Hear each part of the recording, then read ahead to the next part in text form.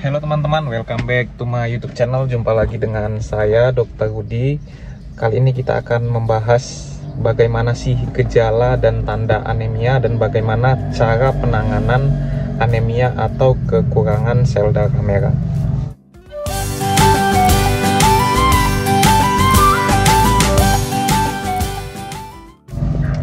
Jadi teman-teman, anemia adalah kurangnya sel darah merah.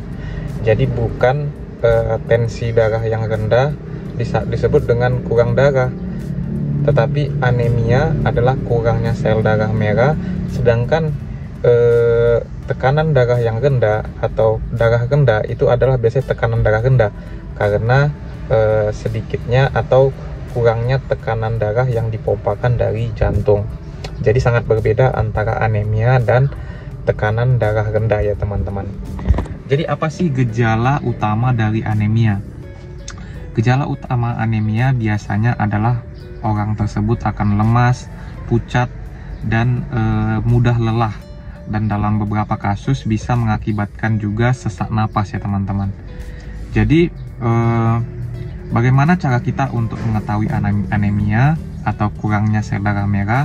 Selain dari anamnesa atau keluhan pasien, juga kita bisa melakukan diagnosa dari pemeriksaan fisik, dan yang lebih objektif adalah dari pemeriksaan laboratorium ya teman-teman. Jadi dari pemeriksaan fisik kita bisa lihat dari konjungtivanya anemis, kemudian dari tangannya pucat, kemudian dari detak jantungnya cepat, heart rate-nya cepat karena kurangnya pasokan oksigen ke jaringan. Nah, tetapi yang paling objektif adalah pemeriksaan laboratorium.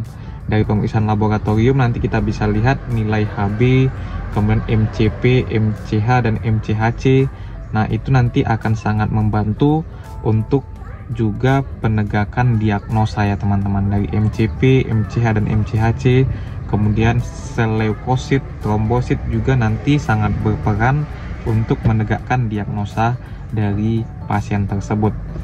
Nah, pasien-pasien yang dikatakan anemia biasanya jika kadar Hb-nya pada tabel berikut ya teman-teman. Nah, biasanya pada pasien-pasien Hb-nya di bawah 8 kita akan memberikan transfusi darah di rumah sakit. Nah, atau di fasilitas-fasilitas yang bisa melakukan tindakan transfusi darah. Kemudian selain transfusi juga nanti kita akan melakukan pemberian tablet tambah darah pada pasien-pasien anemia defisiensi besi. Kemudian nanti sebelum itu juga kita akan memeriksakan ferritin yang juga akan membantu kita untuk memastikan apa diagnosa dari anemia dari pasien tersebut. Jenis-jenis anemia ini sangat banyak ya teman-teman. Contohnya adalah anemia karena pendarahan. Anemia karena pendarahan bisa terjadi karena contohnya kecelakaan lalu lintas, banyaknya darah yang keluar. Kemudian bisa juga anemia karena pendarahan saluran cerna, pendarahan pada saluran kandungan, adanya tumor, atau adanya haid yang tidak abnormal, haid yang tidak teratur, itu bisa menyebabkan anemia pendarahan. Yang paling sering adalah pendarahan saluran makan bagian atas, PSMBA, adanya luka di lambung, tukak di lambung, kemudian adanya varises esofagus, itu bisa menyebabkan kehilangan darah yang terjadi karena adanya pendarahan.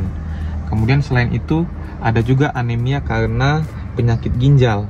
Anemia karena penyakit ginjal terjadi karena hormon eritropoietin tidak ada lagi atau sangat tidak berfungsi karena adanya kerusakan ginjal, di mana hormon eritropoietin ini merupakan suatu hormon untuk merangsang terbentuknya sel darah merah. Jadi ketika ginjal rusak, hormon ini tidak lagi bekerja secara maksimal. Maka pada kasus-kasus seperti ini biasanya dokter penyakit dalam akan memberikan injeksi eritropoietin, namanya injeksi hemapo, yang diberikan per 3 hari ya teman-teman. Kemudian ada lagi pendarahan anemia hemolitik. Anemia hemolitik ini terjadi karena adanya autoimun terhadap sel darah merah. Autoimun terhadap sel darah merah ini menyebabkan tubuh menganggap sel darah merah ini sebagai suatu benda asing, sehingga terjadi autoimun atau pengerusakan sel darah merah secara tersendiri.